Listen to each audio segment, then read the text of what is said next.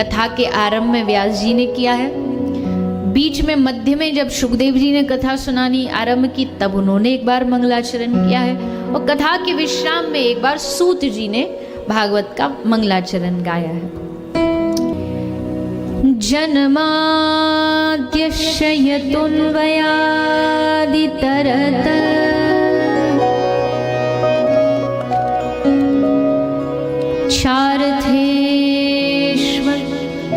चार्थेष्वभिज्ञस्वरा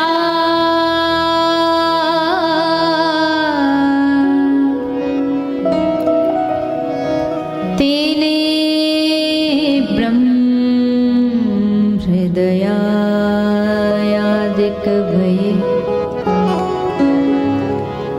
मुह्यन्ति सूरया।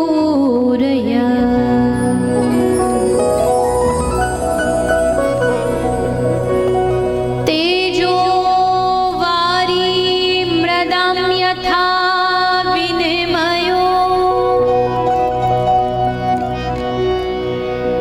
यत्र त्रिसर्गो मृषा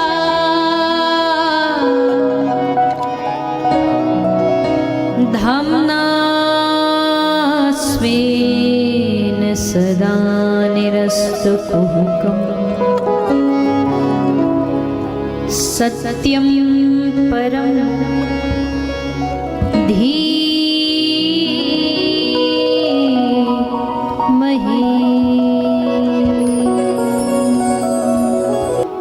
व्यास जी चाहते थे कि ये भागवत कथा को सब कोई सुने, हर व्यक्ति सुने, हर धर्म का व्यक्ति सुने, हर संप्रदाय का व्यक्ति सुने, हर देवी देवता को मानने वाला सुने।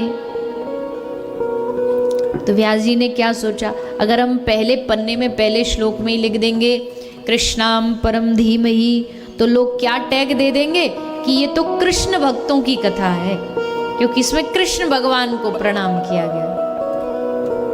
तो ये कथा एक की बन के रह जाएगी। अगर हम लिख देंगे रामाम परम धीमहि, तो रामानंदी लोग ये दावा पेश करने लग जाएंगे कि हमारी भागवत जी है, क्योंकि राम जी को प्रणाम किया गया। तो क्या लिखूं जो किसी एक विशेष देवी देवता का नाम ना लिया जाए?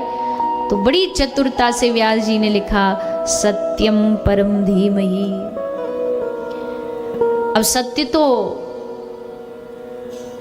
भगवान किसी भी रूप में हो सकते हैं। कल आपने सुना सत्य जिसका विनाश ना होता, तो इस दुनिया में विनाश किसका नहीं होता? भगवान का नहीं होता, राम का नहीं होता, कृष्ण का नहीं होता। तो बड़ी चतुरता से श्री व्यास जी ने लिखा सत्यम परम धीमहि कि भैया इस भागवत को लेकर के लड़ाई झगड़ा मत करना कि ये हमारी है, ये हमारी है, ये तुम्हारी है। भागवत सबकी है। भागवत का मंगलाचरण सबको प्रणाम कर रहा है, सबको न्योता दे रहा है। तुम किसी भी क्षेत्र के हो, किसी भी भगवान को माने, सत्य को तो मानोगे ही मानोगे। चाहे कोई क्रिश्चियन हो, चाहे कोई सिख हो, चाहे कोई हर धर्म कहेगा भैया सत्य तो सत्य है, सत्यम परम धीमहि। इसलिए व्यास जी ने ये शब्द लिखा सत्यम परम धीमहि।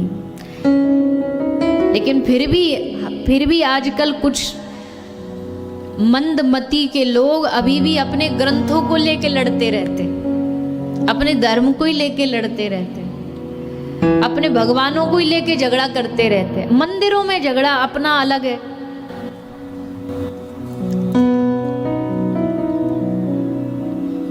श्री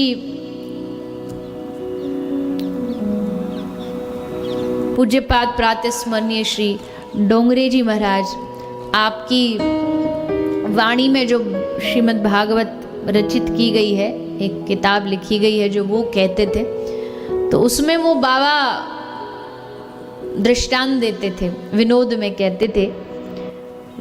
एक गांव था, उस गांव में कुछ लोगों ने मिलके एक मंदिर बनवाया।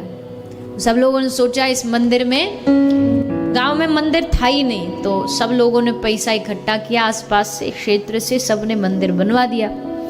अब मंदिर बन गया, मंदिर में सब लोगों ने वहां भगवान कृष्ण की, राधा कृष्ण की एक मूर्ति लगा दी। अब मूर्ति तो लगा दी राधा कृष्ण की, कुछ लोग आ भी रहे हैं, धीरे धीरे मंदिर में आना शुरू कर रहे हैं। पर जब पता चला तो देखा कि केवल जो राधा कृष्ण को मानने वाले लोग हैं वही मंदिर में आ रहे। राम जी वाले नाराज हुए बैठे कि हमारे राम जी नहीं तो हम काहे को आए, पहले हमारे राम जी आएंगे फिर हम आएंगे। तो राम जी वाले फिर बेचारे जो नाराज हुए बैठे ठीक हो जाएंगे। हाँ बढ़िया आइडिया है। तो भगवान कृष्ण की मूर्ति हटा के राम दरबार लगा दिया। राम जी वाले खुश हो गए, पर राम जी वाले तो खुश हो गए पर अब कन्हैया जी वाले नाराज हो गए। अब हमारे भगवान नहीं तो अब हम नहीं जाएंगे। फिर मीटिंग बिठाई गई, बोल भैया अब क्या करें। तो किसी चतुर ने सुझाव दिया, एक काम करो ये दोनों का ही झगड़ा खत्म कर देते हैं, राम जी भी हटा देते, कन्हैया जी भी हटा देते, भगवान शंकर शिवालय बना देते। अब शिवलिंग की स्थापना हो गई, शिवलिंग बन गया। और शिवलिंग स्थापित होने के बाद भी मामला वहीं के वहीं। अब शिव वाले तो आने लगे पर राम जी और कन्हैया जी वाले ने आने बंद कर दिया। गांव वालों ने सोचा भैया ये तो बड़ी गड़बड़ है, मंदिर तो इसलिए बनाया था कि सबरा गांव इकट्ठा हो, पर यहाँ तो आधे आते हैं आधे नहीं आते।